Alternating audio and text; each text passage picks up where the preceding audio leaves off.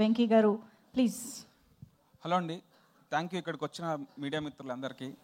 So బేసిక్గా ఏంటంటే ఇప్పటిదాకా ఎప్పుడు మీడియా ముందుకు రాలేదు ఈ సినిమా గురించి అని చెప్పి ఈరోజు మీడియా మీట్ కండక్ట్ చేయడం జరిగింది. సో ఈ సినిమా నేను రాబిన్హుడ్ ఇప్పటిదాకా చేసిన దాంట్లో నాకు స్క్రిప్ట్కి కూడా చాలా మంచి టైం దొరికింది.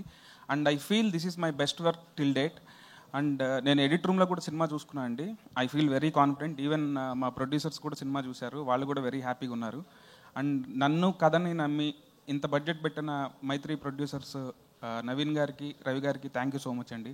అట్లాగే నాకు ఎప్పుడైనా నన్ను బ్లైండ్గా ట్రస్ట్ చేసి సపోర్ట్ చేసే నితిన్ అన్న అసలు ఈ సినిమా చేద్దామని అనగానే అసలు చాలా హ్యాపీగా ఓకే చెప్పారు.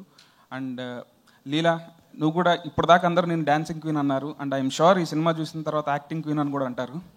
సో ఈ సినిమాకి జీవి ప్రకాష్ గారు కూడా మంచి మ్యూజిక్ ఇచ్చారండి.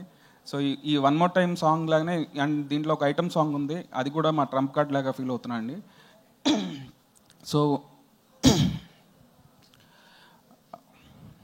బేసిక్గా మైక్ పట్టుకోగానే నేను బ్లాంక్ అవుతాను.